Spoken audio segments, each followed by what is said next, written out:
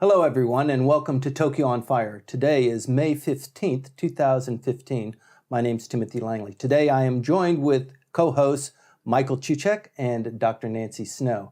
Today's burning issue is revitalization of Japan's rural areas. And the reason why that's a burning issue for us today is because recently the Institute of Population and Social Security Research released findings of its research on the decline of population throughout the nation of Japan. This encompasses 47 prefectures and hundreds of municipalities. The striking findings of the research was that in 20 years, 50% of the municipalities will actually disappear. That doesn't mean they will be completely depopulated, but it does mean that for practical purposes, the administration of these areas will actually decline. There will be more centralization into regional hubs.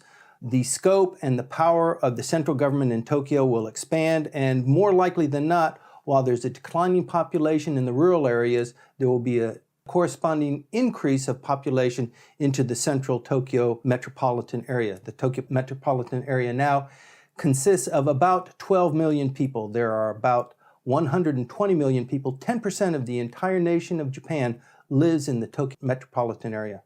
The reason why this is a burning issue today, I would like to throw it out to my guests, Michael Cucek and Dr. Nancy Snow. Michael, what do you think about this burning issue that we're confronting today? It really is a story that's been going on for decades. So it's not really a new story, and it's not really necessarily something that people would consider a burning issue. But nevertheless, it's always at least smoldering in the background. First of all, because the rural areas have not been allowed to undergo a slow decline.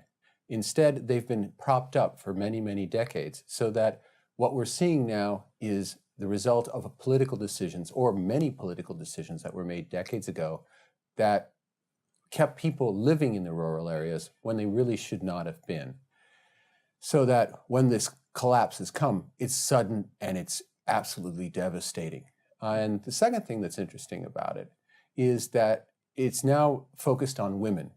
Previously, it was talking about the economies of these places, and basically the economic actors when it were men.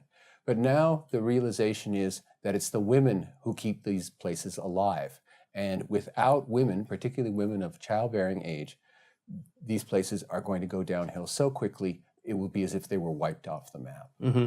Well, part of the research that was released just last week also said that the number of single household families that are run by women in the regional areas surpasses those households that are run by a male. That means that a single household in the rural areas has not a double income family, it has a single income family, and a huge proportion of those single income families are run by the woman. Yeah, and it's something that's going to be happening because the actual labor participation rate of men is declining slowly as the overall population ages. The percentage of men who are working is smaller. Why? Because so many of them now are well beyond retirement age. Mm-hmm. But in the case of women, their participation, because it was suppressed for so long, is growing by leaps and bounds. And under Abe, it is absolutely soared. Of the 1 million jobs that were created in the first 2 years of the Abe administration, 800,000 went to women. So that is a resource that is being tapped by the corporations and by other economic entities. Mm-hmm. And now, at least in the rural areas, women are in fact the main economic actors. What a huge burden this is. Because not only are they expected, of the two, I think that they're better equipped to produce children, right? Mm. Science tells us that. Basically. Certain research reveals those facts.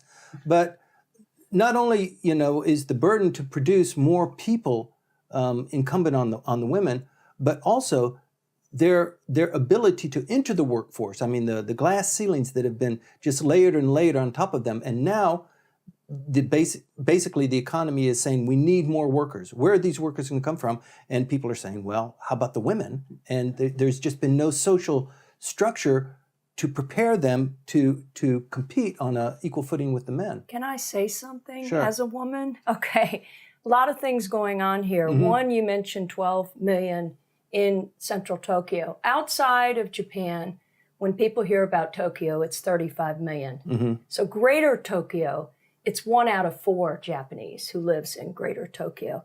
2, as far as depopulation and looking at new jobs for women, what is a really big problem is women in poverty. You talk about single head of households now. So how do you expect women to bring children into this world? All this talk from the Abe administration, it's putting an enormous burden and pressure on women across the socioeconomic sector. So if you're very, very well off, you've got a high-paying job, you're not going to couple and settle down and have a child because you don't want to give up your career. If you're impoverished, you don't want to have a child either because you have to educate that child. So where are you going to get these children?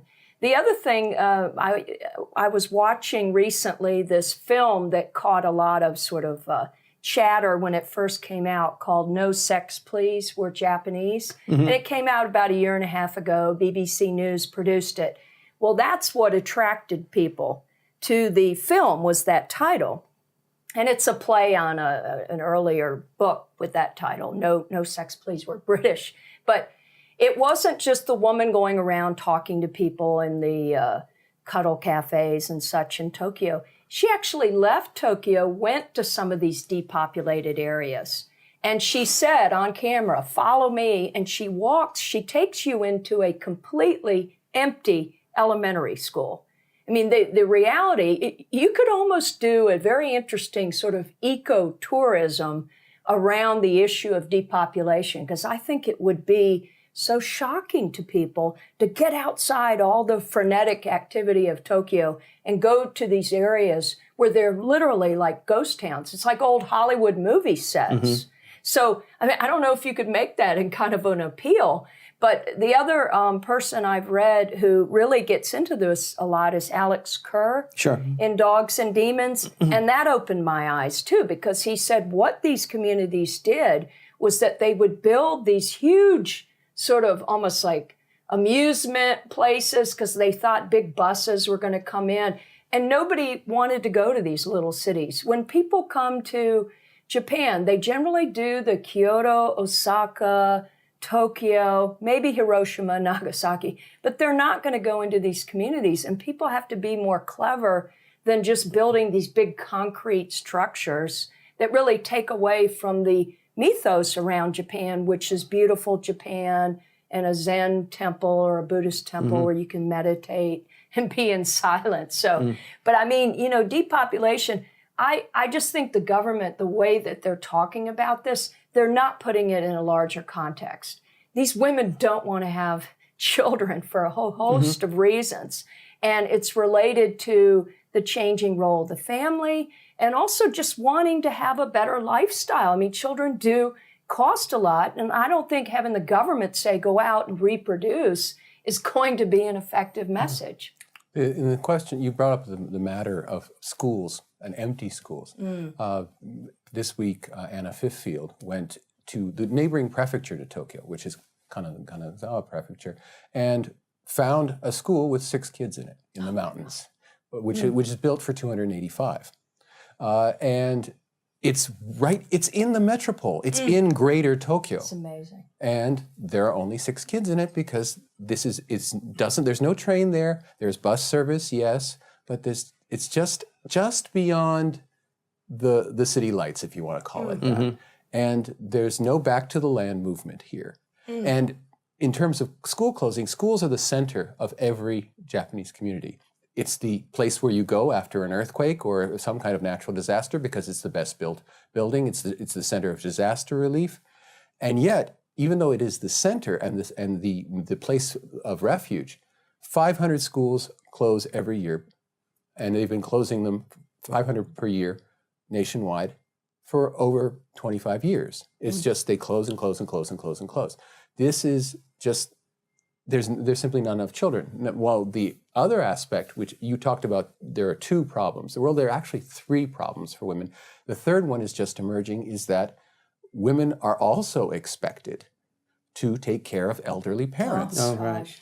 And there is, if you want to talk about a trilemma, okay, I can be a career person, I can be a mother, or I can take care of people who have to have their diapers changed because they're no longer continent. Wow. You don't want to get into that, and you're going to not find people getting married at all. And that's what's happening. Well, we've seen that. I mean, we've been here.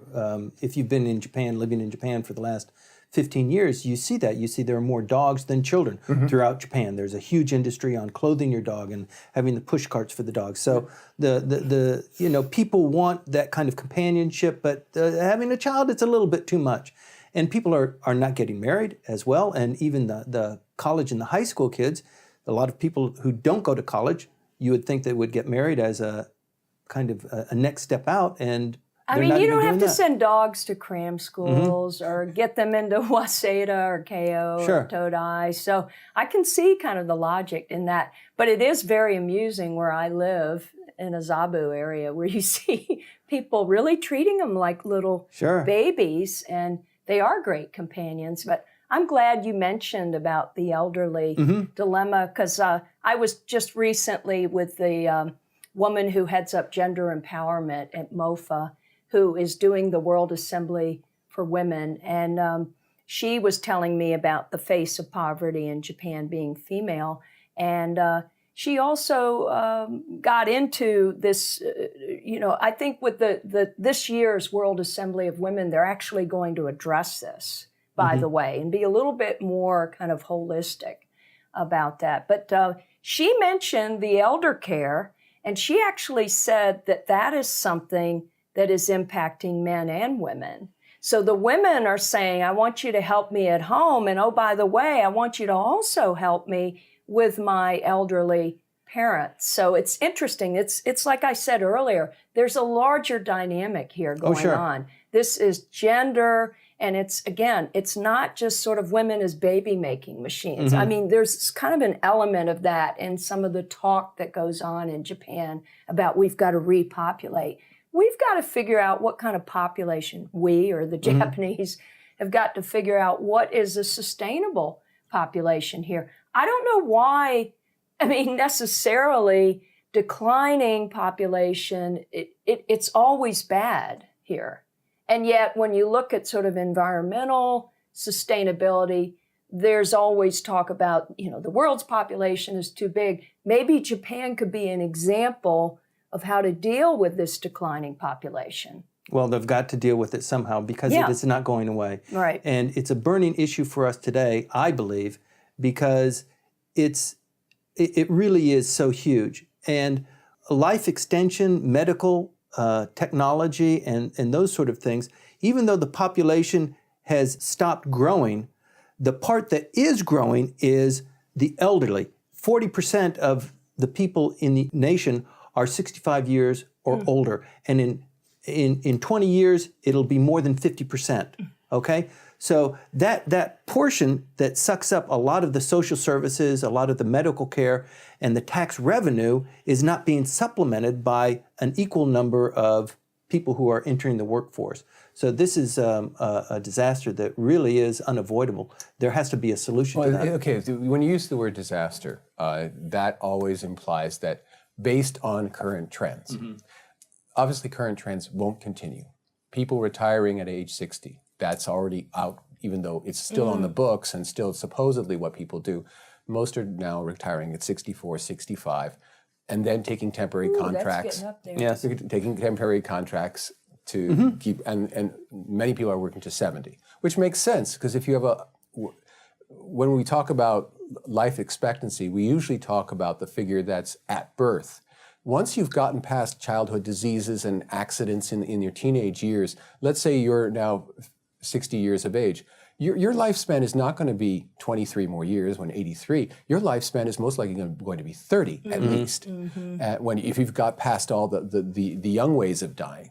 Right. So when you're thinking, I have to go for 30 years without a job, it's not going to work. So obviously people are going to be working, and it will be a lot of women that will be working because they're going to tend to be healthier later in life. Oh, well, that's good to hear. Yes. So there, It's based that the catastrophic model is based on a social model that exists, but that social model is transforming itself. We don't have to worry about that so much. But in terms of the depopulation, which is a biological function you can't do anything about. That's right. If you have now 200 women of childbearing age, and if all demographics going the same way, you only have 10 in that community 20 years from now, you're not going to make it as a community. Right. And that's the situation that a large number of the municipalities of Japan are in. A huge number of them. And you say, but what will happen to the country? How can the country go on? Well, the country has been, for the longest time, divided between the Tokyo core and the outside. And the outside has been living very much off the revenue that's generated in the core areas. Economically speaking, the more people you get into the core areas, the better the total economy is. Sure, it gets more crowded. Sure, that the land prices go up in that area and nowhere else. And sure, if there's ever a major earthquake, you'll have all your population and all your business and all your government all in one spot, which sounds strategically dumb. Right. And that is what depopulation thinking should be about, is not the necessarily people going away, but the fact that you have all of your eggs in one basket. That thing, it's happening, it's been happening, and it's the fact that there's anyone actually living out there is entirely due to the map of the electoral map of the House of Representatives. Well, he again makes a great point, which is when I went to, I think I was 20 kilometers from Fukushima Daiichi, and I was working for a day. It was one of these volunteer bus tours last summer, planting organic cotton. I felt very in touch with my roots from the South in the United States, because I didn't grow up doing that. But what was remarkable was looking around these little towns. It was very picturesque there in the Fukushima prefecture, but there was no industry. I just thought, what are these people doing here? And if I were a young person, boy, would I want to skedaddle out of there as quickly as I could to get to a metro area. Right. Because my heart really sort of broke for any youth. And of course, we went to a community center, very nice, newly built community center, and we had a lecture. They even had architectural sort of plans for trying to revitalize that area, including the organic cotton. But they did acknowledge that it's very difficult to keep young people of a certain age. It's there really was nothing there. So what do you do? Unless you went into, you could, if you had startup companies, right? You wouldn't necessarily need to be right in city central if you're doing a lot of work online, maybe. Something like that, or doing a small business where you're utilizing a lot of the ICT industry. But we have to admit, globalization has had an effect. There were small factories, and there were call centers in the rural areas. Those have all been replaced. The factories are all in China. The call centers are actually in Dalian in northern China. Okay. With that, which has a long tradition of Japanese-speaking peoples there. So that there is, many times when you do interact with someone, the call is actually taken by a Chinese in Dalian. That is an interesting take on international relations. Yeah, well, right there. So you have factory buildings out in the hinterlands. I was just up in the back end of Saitama Prefecture just a week ago. And you see it's a brand new factory, and it's Friday, and everything's shuttered. The place is immaculate, but it's a factory. There should be people working there. There should be things clanging, and no, nothing's happening. And why? Because the work is not there anymore. It's being done some other country. So they built a factory, and the projects are not going on. No, it's just you cannot. Okay, depopulation is a death spiral.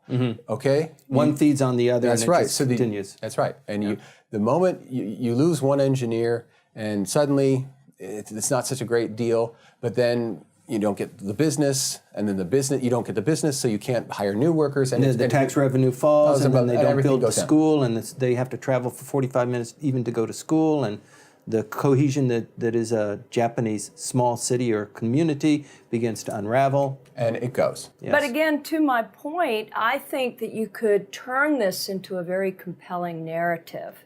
Because here in Tokyo, it's always cool Japan, pushing product, and the narrative would be you send people out into these communities. I mean, what you're describing made me want to go to this ghostly factory where, you're listening for this activity and there's none there. Because then you get a really good education on the global economy. You're going at it from an American standpoint. I'm American. That's sorry. right. Because planting corn. And America has, thanks both to immigration and high birth rates, has a growing population, so that even when something gets all messed up, eventually somewhere down the line, someone's going to take over. Unless you have a disaster like the city of Detroit, Right. where all of the factories move to the south. Yeah. Right? So the thing is, when they do the calculations particularly about empty buildings, Akiya, that's a big problem. 13.5% of Japanese homes are empty. Okay? That's nationwide, okay? Squatter alert. yes, but there are no squatters either. There are no squatters either. If we go global, there will be. Yeah, but TPP. That's right. But 13.5% are empty now. Right. By the year 2030, the abandoned building level nationwide will be the same as Detroit Oh, Lord. is now. Okay? That's what you're looking at. It's not merely depopulation. There's a weird cycle of having to build new housing, even though there's housing that already exists. That there's a specific problem with the market. But nevertheless, we will have these rural areas where, yes, there's land available. Yes, there are buildings available. There are brand new roads. Everything's there. Water. You got everything, except the people. Okay, and for an American with a word which has always been growing, you say, oh, somebody's going to eventually end up there. Yeah, but I was talking about short-term tours. That's what I meant. And then that would spark people writing stories about this. You know, take bus tours of journalists in there, because that is a story that I think needs to be told. That there's so much sort of fiction that goes on in what you can expect from Japan. And if people aren't getting outside of these urban centers, they don't have a clue just how rural it is and how vacated it is. How beautiful. It's really, and you get it out is into the gorgeous. countryside. It really As I is. said, I mean, going along the seaside, I just was awestruck at the beauty. So I wanted to go back there. Yes, you can go out into the rural areas. The roads are very, very well maintained. You can drive just about anywhere. There are no potholes. It looks very inviting. That's the construction industry, Exactly. isn't I mean, it? it's not only the construction industry with the roads and the highways. It's also the large social centers, the civic club, or the high school, or the brand new high school, and 10 years later, only 6 children are actually in school there. I mean, this is how politics is exercised, by going out into the rural areas, and this is how we're going to revitalize you, because we've got a project here, and it will generate some money inside, and then they generate the project, they bring in the amusement park, and then...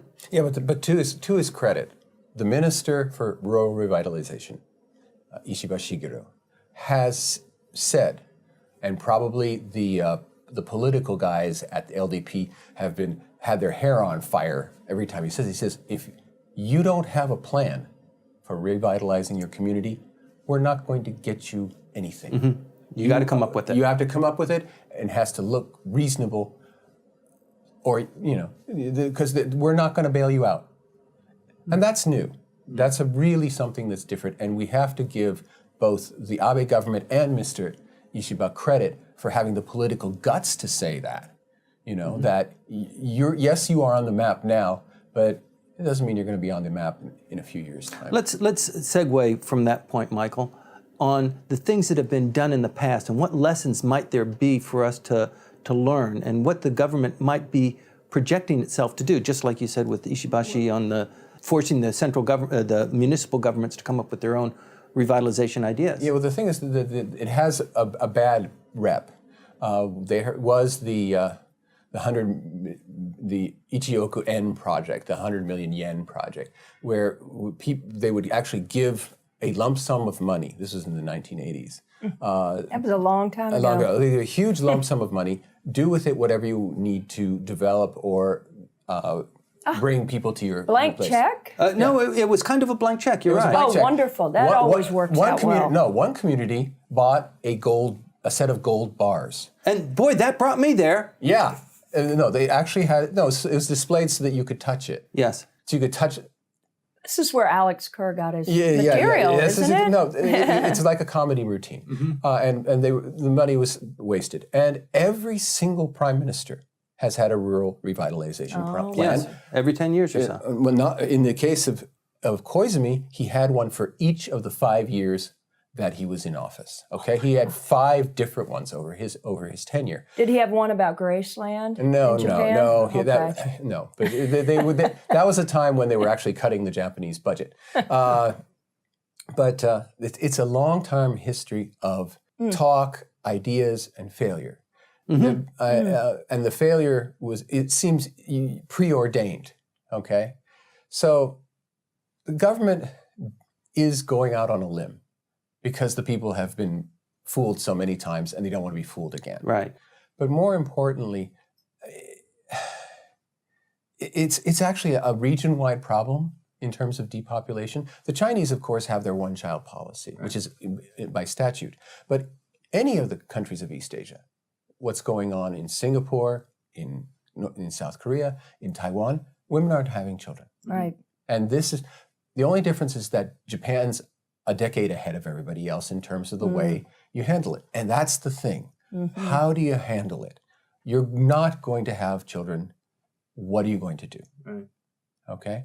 And this administration itself is of two minds on this. You know, it has the harsh side, and then it has this side that we can do things to change the demographics. We can do things to change the birth rate. Sorry, you can't. You know, it hasn't worked. It really hasn't worked. And it can't work. If you don't have the women there, or you don't have women at all, as you said, there's a certain biological necessity that's required there, and it won't be fulfilled. At which point, what do you manage? How do you manage decline? Okay. How do you manage decline? Well, they're faced with 3 options. Either you can have more children, or you can utilize the underutilized, which in this case is probably the women. Relatively well-educated, they're not in the workforce, or they're in the workforce but not reaching full capacity, but they are a labor resource that is underutilized. And the third one is the big taboo of bringing in more foreign workers. That's right. But it's not just workers. We have to think about Japan's defense as well. If you are really going to have Japan as a more active international participant, sure, technology takes you a long way, but you need boots. You need people to fill those boots. And this just not this. The recruiting is going to be a disastrous problem for Japan. And I'm certain that there are generals in China who are very, very pleased by all of this and who have this all figured out. That they themselves will be suffering from the same problem very soon in regards to India is something that they maybe haven't looked at with quite so much glee. So what do you think? What options are available? Do we just manage the slow decline? Do we learn to live with declining populations and more centralized population centers in Tokyo, Osaka? There have been a lot of attempts to try to get things out of Tokyo. There was, during the 1980s, the plan to move the capital. Right, to Tsukuba. To somewhere. Right. Of course, that was the only persons who benefited from that were land speculators in various areas who would, they would be able to get some kind of profit, but the capital was never moved. So then the idea is, okay, we have the greatest concentration of global 1,000 companies in the world, of anywhere, in Tokyo. Let's get them out of there. Of course, there are some that are out of there, which is like Kyocera in Kyoto, or Toyota in Toyota City, right, near Nagoya. They're out there. Let's get them all out. They've never been able to figure out a way to convince these companies to leave. You'd have to do some kind of weird punitive thing. If you make a lot of profits, you'll have to give half of them to the city of Tokyo, or you can go somewhere else. Which is something, tax competition is very common between the states in the United States, but it's not something that's been allowed by the prefectures here. Well, they're experimenting now. I mean, there are tax incentives now. Move your factory, move your company out to this rural area, and build your factory there. We will give you a tax incentive. It's like a special economic zone. And for the kids that are out there, you will get a free college education if you go to college in the rural area and you find a job in that rural area too. We'll pay for your college education. Who wants to go to college out in the rural area? Well, I mean, if it's free, if it's free, and the only option you have is, stay home and play on the computer, or because you're not going to come to Tokyo or wherever to have a college education. Okay, you're talking about people who are already living out there? People who are already living out there, right. Yeah, the incentives are geared for the residents to use the facilities that already exist more than they have been. And what's great about those is that's the only part of the so-called third arrow reforms that's actually got number targets. Right. We want to have the number of educated in the prefecture go from 35% to 44% by this date, so that they have, criteria. The other parts of Abenomics, the third arrow of Abenomics, have no criteria at all, and it's not surprising that they've gone nowhere. At least the rural revitalization, for all the negatives, has goals, has dates certain by which things need to be done. And that is the reason why I keep a look at it, because it's actually serious in that regard. It's a terribly difficult problem, one that has had money thrown at it for decades, but at least they have goals. And so that's the reason why I consider it a burning issue. Well, one of the other really critical issues if you're running a business in Tokyo or in Osaka is your recruitment is it's so difficult to the number of people the level of unemployment is so low that anybody that wants a job can find a job. And when you're looking for somebody who's skilled or qualified or credentialed, you have an awful hard time finding those kinds of people. So you multiply that exponentially. If you're moving out into the hinterlands, you're going to build a factory, or maybe you're going to move your headquarters into an office building out there. You might be able to attract some of your people to go along out there, but keeping that recruitment going on would be. So many people have bought houses, let's say in the Tokyo area, based on a certain commuting distance from the headquarters. If it's just not like the situation in both Europe and in the United States, where the new CEO comes and I'm going to move it to where I like to be. Cannot happen, does not happen, will not happen. At which point the government has to step in and do it and force companies out. And this administration will definitely not go there. This is an administration bought and paid for by the very largest and most stable corporations in Japan. So what's your guess? That we are just going to limber along. This thing is going to happen no matter what we do. And in 20 years, yes, the population will be more than 50% over the age of 65 years old. There will be fewer and fewer children, and the tax burden on those who are in their productive years is going to increase 15, 20, 25%. There are things that people can do. First thing is that whatever communities that do still exist have to be consolidated and centralized. Of course, older individuals don't want to move from their homes. But if they live at the end of a very long, narrow mountain road, there is no way that the community will be able to plow that road based on the money that we'll be getting in taxes. They have to move everyone toward a central goal, or if there's some kind of train station, to put everything, all services, everything there. Compact cities is what they call it, okay? And if they can do that, and they can work the tax incentives, apply local pressure through local groups to get people to move into at least some kind of consolidated area, that's fine. What they did before was, as communities depopulated, what they did was merge adjoining communities. And now we have these gigantic towns geographically with very few people in them, so that it actually magnified the problem because they are responsible for huge areas, and yet they have a very small population in them. And in fact, there's a law that prevents Akita, for example, Akita Prefecture, they were going to become one city. The entire prefecture would be one city so that they could get everything in terms of the central government budget and work out everything and reduce costs because you only have one government. The government actually passed a law preventing that from being possible. But you do have, especially in Hokkaido, vast areas under administration with very few people and therefore almost no resources to do it.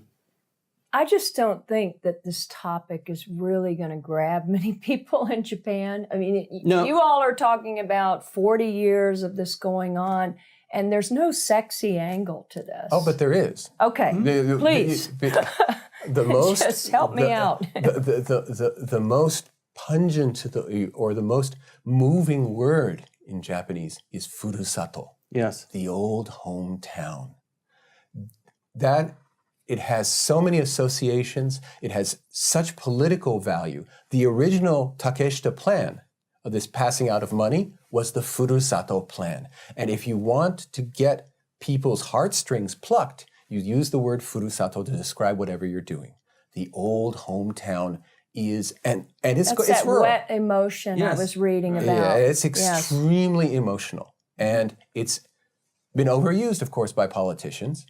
It's Tokyo Story. Well, it kind of is, but exactly to your point, Michael, there is a portion of the taxes that you are required to pay that if you have some of the money that you have sent to a furusato of your choosing, you get to choose. Where your hometown is. Well, it could be your hometown. It doesn't necessarily need to be your hometown. Right. But you send this portion of money there for revitalization purposes or whatever, you get a tax discount. So it's as if you have completed your tax filing by using that portion. That turns out to be very successful. Can a foreigner can I come up with my own hometown? Yes, you can. If you pay, if I contribute and invest in there, if you pay noze, I mean, it makes no sense from a self-interest point of view, because you would want the local taxes that are on your income to go and pay for local services, libraries, swimming pools, trees,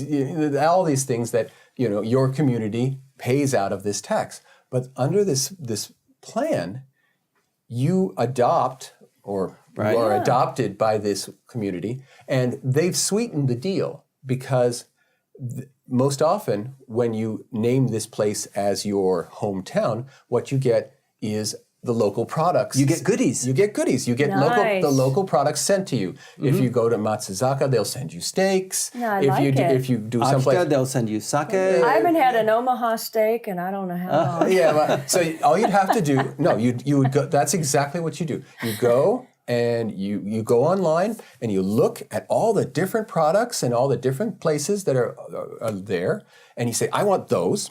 So you take the proportion from your taxes, local taxes that would be spent in your own home community where you live, and you send it to this other place, and they'll very gladly send you the care package. It's like 15 or 20% of your tax obligation. I'm beginning to think of an app or some type of a website to help people around the world to adopt a Japanese in a hometown somewhere that needs revitalization. Yes, well, I think the furusato concept is one that is deeply ingrained. And I mean, when we have, for example, a Golden Week, which had just 3 weeks ago, people go back to the homelands. They go back to their hometowns. And during Oshogatsu, during Christmas and New Year's. And in August, they'll be going to Obon, that's right. They'll go to where the family graves are. They'll visit the local relatives that still live there. And then they'll head back, clogging the roads for a few days. The rest of the time, the roads are empty. So it used to be family graves, and now they're going to town graves, right? An entire area, community graves. But still, I mean, this is a great part of the conversation, but it doesn't avoid the issue that the depopulation will occur. There is no quick fix. There's no medium fix. There is no long-term fix. Unless you import millions of Chinese peasants. It's not going to happen. It's not going to happen. I mean, they've tried that before. They've opened the doors. They've given passport visa relaxations to Brazilians, to Peruvians, and that sort of thing. But they had to be of Japanese extraction. But even at that, it really did not work out very well. Well, that's when you base immigration on racial principles, you're probably going to go down a dark road. Yes. And that's where they went. You know, the thought that somehow persons who had a last name that was Japanese or who had a grandparent who was Japanese would somehow fit more easily into Japan than another person, possibly a beautifully Japanese-speaking Sri Lankan, for example, that these two, of the two, it would be the Peruvian. That was the choice. That was the choice that was made, but it just didn't work. But it's the choice that was made. Now we have the trainee program, which brings in Indonesians into fishing, Chinese into agriculture, harvesting. Huge problems there. And there are huge problems there. It's been nothing but an abused program. Basically, they've come in and they've been indentured servants. Many times the employers confiscate their passports, don't pay them, indentured servitude. Don't give them proper housing, all these things. And Ed Murrow did a film called Harvest of Shame about migrant workers in America in 1960. Sounds like somebody needs to do a film on this issue. Because I think this is really undertold story. No, but it's something that it's very hard to tell the story because the trainee program is so intrinsic to the economic plan. It's not like certain companies decide this. This is actually the government planned it, ran it, and was supposedly responsible for overseeing it. They, of course, had no oversight. Right. You know. Well, and since there's no opposition currently in the government, to the government. There's no opposition party that can challenge the government. There's no one who can come and say, you know, we can do better than this. We can do this better. And so the current government will not admit that what a failure it has been. Yeah. And well, I was going to say a fascinating scene in the film, if you haven't seen Harvest of Shame, is showing a juxtaposition of how American cattle were treated and how they were transported across highways and byways and air-conditioned trucks and enough room for them to move around. And then they would shoot the scenes of people on these open-bedded trucks going from Florida all the way to New York with very large families, totally no education of the moms. They might have 8, 14 children, and they had the substandard housing. And it got me thinking about sort of this is one of those darker tales, of Japan that, I mean, the world over we have these tales, but you have this beautiful packaging, and Abe talks about beautiful Japan, right? And then what's missing, though, is you often get so struck by the packaging of a nice product, and you forget that there are people who are going to bed at night and probably have vermin or don't have enough food and don't have proper shelter. That's a different type of packaging, isn't it? Yeah. Well, the thing is that no one believes the way that the government portrays the program. Everyone is fairly informed. And so we have the disconnect. There's a great deal of knowledge that the program isn't working. The news hasn't ignored it. And it's been on the evening newscasts, NHK, TBS, whatever. They're all up on it. The question is, what do you do? Okay. There are not Japanese who are going to be out there picking it. They're going to be Chinese that are going to be doing that. Because they're training. They're training. They're training for agricultural work. No, of course not. Yeah. They're an incredibly low-paid resource that farmers who otherwise would just let the things rot, the produce rot in the fields because they can't hire Japanese to take care of it. They use this government program. And yes, you do want to have something at your supermarket. Right. How do robots are not the answer for everything. Yeah. Nancy, you mentioned about a story that's really difficult to tell, but it could bear being told. And it reminds me of another part of this. It's not quite along the same lines, but when you live in Japan, you see a lot of foreigners who are married to Japanese women, and you would come Foreign to men. I'm sorry. You see a lot of foreign men who are married to Japanese women, and you would probably come to the conclusion that overall, Japanese women appeal to foreign men, and so probably the marriages, the international marriages, are by far Japanese women who are married to foreign men. And the fact of the matter is that it's completely wrong. That there are more Japanese men married to foreign women. It's just that the dynamic is that these are farmers or people who are living out in the rural areas.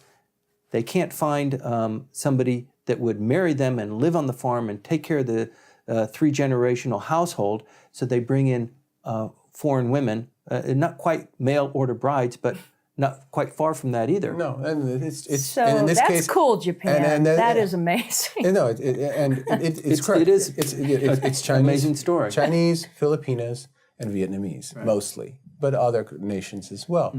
And marriage is a problem throughout East Asia. We have the South Koreans importing North Korean brides. We have in China, we have women being kidnapped because there are not enough women to go around. It's something that's going on all over. But here in Japan, the numbers are still largely skewed toward a male Japanese and then the spouse being the foreigner in terms of kokusai kekkon, international marriage. Right. So I'll talk to some of the Japanese women I know here in Tokyo to see if they might be interested in some of these farmers. Good luck with that. Yeah. At least it would be Japanese with Japanese. Well, no, that is the preference. It would be Sure. with firstborn sons. Yeah. You do not ever want to be with the firstborn son, because that one has the responsibility for the family, and you, because of family law, will simply cease to exist. Well, you can't keep your surname. You will be a part of their family, but you will never be one of the blood relations, so you'll never be trusted. Yeah. No one wants to go into that. Right. No one wants to be shackled not only to an individual. It's hard enough to deal with another human being, but to deal with that person's parents, to deal with the land, to deal with everything. Nobody wants to do that. And to be not even second fiddle, I mean, way down the pecking order. No, that's right. And that's one of the other pejoratives about getting married in Japan. I mean, what young, beautiful Japanese girl is going to want to relinquish all of the freedom that she has in growing up in maybe a family of one other sibling to that? I mean, the shock treatment is just... to go daunting. from number 2 in the household or number 1 in the household to number 4, number 5, you can't. It's just too much. Right. And that's what. And it's the problem is that that's guaranteed in rural areas. In urban areas, it's a crapshoot. You know, you can end up with a good family. You can end up with a bad one. But you still have the parents to take care of. Yeah, but You're talking about the extended family when you marry. You really, because we talk about that in the U.S. too, that you are marrying into the entire family. So you better like that pecking order or like at least some of those extended family members. Well, sure. I mean, that aspect of Japanese culture has gone through vast revisions and changes over the last 20 or 30 years. But yeah, that is pretty much the expectation that when you marry my son, I have certain expectations of you, darling. Right? I've actually heard from some of my Japanese female friends in Tokyo about this actual syndrome where they were engaged and then they couldn't handle the future mother-in-law. Oh, yes. Because he was so coddled again, the way he was raised. And one of my friends was describing the mother coming in and buying their apartment or condo. Just taking over. And so my friend felt like, well, she'll be here all the time. Absolutely. I'm not just marrying him. It's a third wheel. So. And honey, don't you think you put up a little bit too much rouge today? And that kind of thing. You've got your husband to deal with, and now you've got your husband's mother to deal with too. That is. Yeah. So it made orphans actually attractive marriage partners because you didn't have to deal with any of that. Yeah. Oh, right. Yeah. Is your mother still alive? No. Wonderful. I'm very sorry, but you're really dateable now. I'm sorry for your mom. But Yeah. Okay. And we laugh, but we should be crying because it's true. Yes. It's absolutely true. The absence I'm of a mother. crying inside. Okay. All right. Let's. Yes. Well, with that, I think we would wrap up this portion of the conversation on today's burning issue, which is revitalization of Japan's rural areas. It's a tough issue. It's a tough issue for a lot of the reasons that we discussed today, and a lot of the reasons that we just couldn't get into because it's really huge. It impacts Japanese politics, voter participation in TPP. It's just a vast area. Sorry we weren't able to deal with the area more deeply or more richly. You can post your comments to us on YouTube or using Twitter, or send us your comments to comments@tokyoonfire.com. We've received lots of comments and suggestions to us on Tokyo on Fire. We appreciate those, and we try and implement those comments and suggestions that you have that make sense to us. We'd like to finish this session with what we would call a flame out, which is talking about current issues that we're all thinking about, talking about, that we're working on today. These issues are not necessarily a part of what our burning issue is today, but they are issues that are topical and that are happening right now. Michael, what's going on in your world? I was really surprised this week to see the results of the Yomiuri and the NHK polls about the people's views of the Abe cabinet immediately after Abe finished his trip to both Indonesia, in Jakarta, and then this long trip, including this great speech in Washington in the United States. Made lots of headway, didn't it? It made lots of noise, it turned out. Headway? Not at all. Amazingly, the poll numbers for the Abe administration did not budge from month to month. Last month's figures, this month's figures, absolutely the same. A few points were knocked off the don't support. And so the administration can feel a small measure of justification or vindication. But there's the idea that this grand tour of the United States would raise the Abe administration's profile is already very high. Mm-hmm. That it would go further and put him at a new level absolutely didn't happen. Tells me that the electorate is basically satisfied with the way things are. They're not thrilled. They don't have a great deal of expectations. And all this sound and light and all these foreign jaunts are not adding anything to the Abe aura. Okay, so in spite of the fact that he was attached as a secretary to his father was the longest serving foreign minister in Japanese post-war history. And his claim to fame is not foreign policy or international relations, it seems. He got no blip out of this week he was away touring the United States. Absolutely nothing, yeah.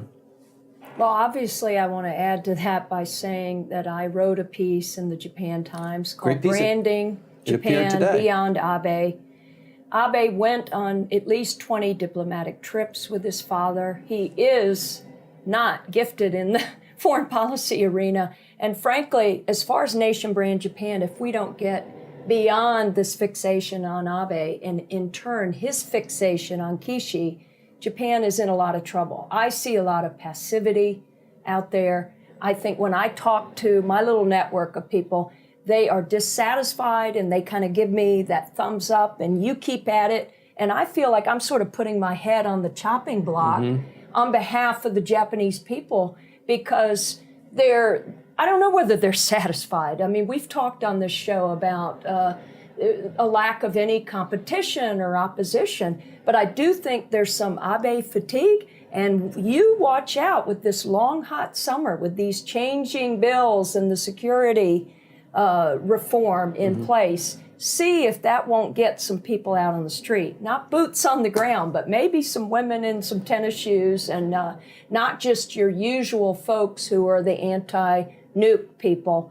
But really, I wish I make a plea for people in Japan to make their voices heard because there's a lot going on in the media and just this sort of chilling impact. And I get a sense that people don't want to speak out because they feel like there's going to be some pushback to that.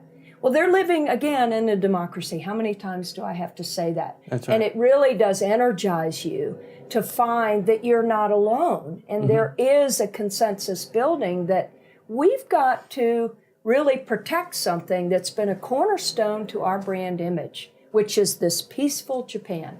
And you may not agree with me. I'm all about the Article 9 and not changing it. But this little suggestion that, well, it's just some tinkering here and there. No, wait until Japan, it gets out around the world that Japan is potentially going to put boots on the ground in some U.S.-led intervention. That changes the whole situation with then the possibility of bringing conflict here. And what's a big part of Japan is the safety here and the relative isolation away from all the troubles of the world. Abe used the words, well, we've got to make these changes now to the Constitution to get us into the real world, he said. Right. Well, be careful what you ask for, because the real world isn't so beautiful at times. Right. Well, I read your article in today's paper, and I thought it was fabulous. And the placement was there, and they gave you a lot of space, and I think it really resonated. Oh, and by the way, the editor told me in his memory that this was the first time anyone in an opinion piece had referenced Abe's paternal grandfather, Kan Abe, who actually challenged Tojo and ran without political backing and earned his seat in the lower house during wartime, 1942. Quite a remarkable biography, different from the one that we hear that's rolled out all the time. So, let's just get more stories about Japan out there. That's all I'm saying. Well, probably there's a general theme that runs through our analysis of Japanese politics, and that theme is a sense of apathy among Japanese voters and the Japanese population at large.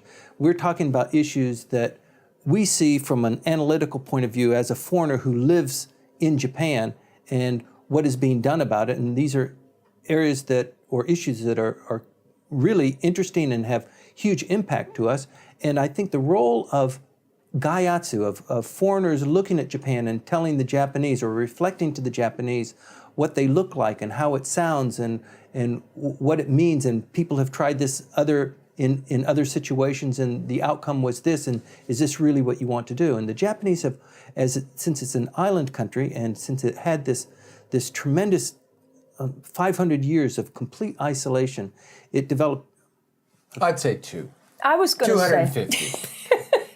250. Okay. The Ashikaga had actually were... Now we're going to have isolation acknowledged the suzerainty of the Ming Dynasty. So the Jesuits were here, and they allowed a certain number of foreigners to come in. But they don't 1600 to 1854.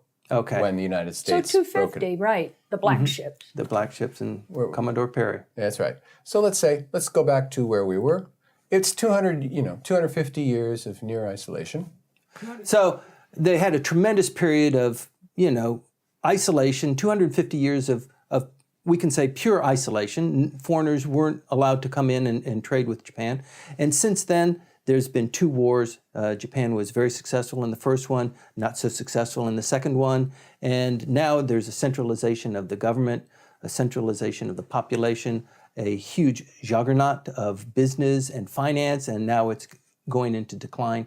And I think the voice of foreigners, like this program, like writers, people that you know and you hang out with, Nancy, who are observing Japan and writing on these things, has a tremendous impact. And people read that and evaluate their situations perhaps a little bit differently. But I think the default is to just ride it out. Let's not make any waves, and if that's what people have decided upstairs, then we're good with that. And I just want to keep my life going in a smooth way.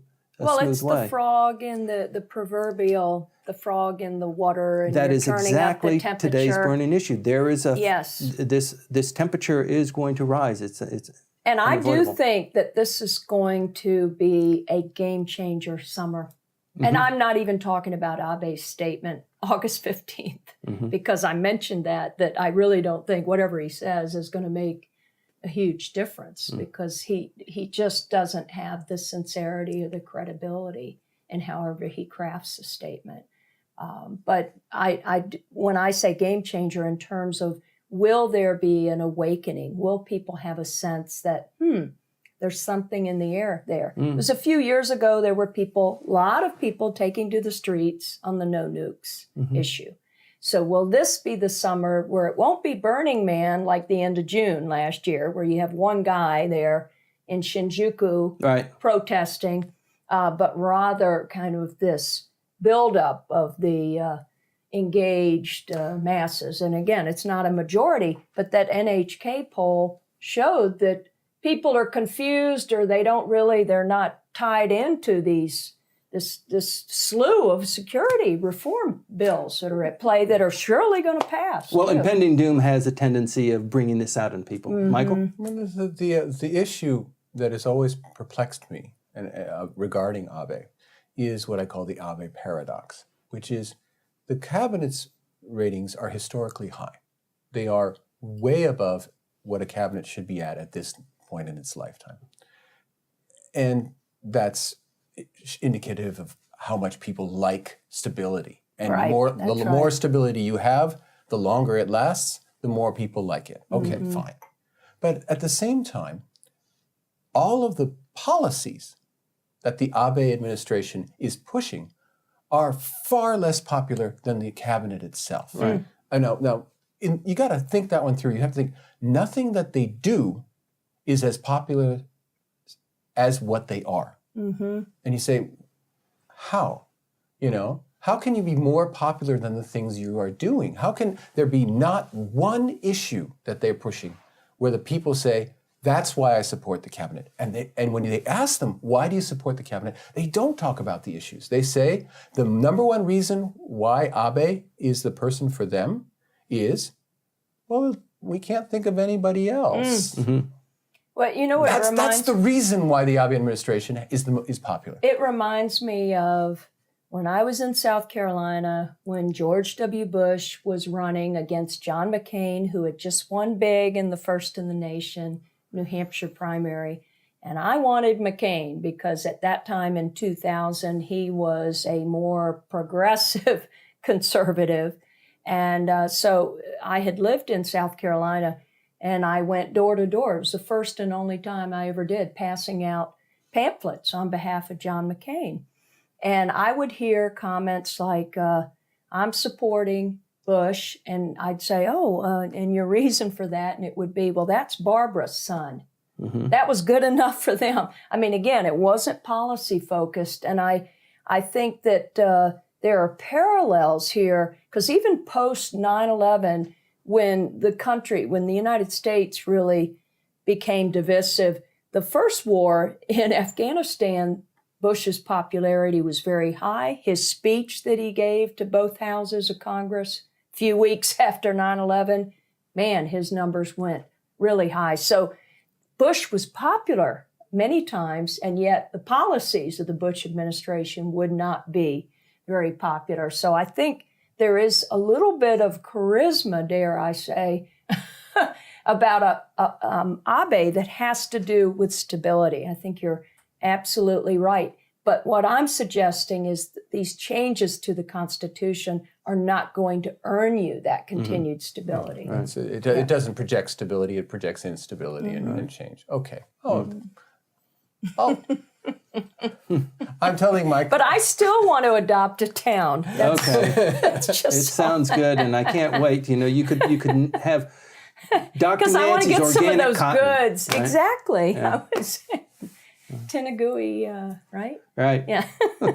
I like headbands. Okay, well, with that comment, I think I'd like to just draw this end of our conversation to a close. You've been watching Tokyo on Fire. Thank you very much for joining us. I'm with my guests, Dr. Nancy Snow and Michael Cucek. You can post your comments to us, which we welcome and encourage. You can also send tweets to us at #TokyoOnFire. You can view Tokyo on Fire on YouTube. If you click YouTube, Tokyo on Fire, it'll bring you to our page, which has all 12 sessions lined up for you. Thank you for watching. See you next week.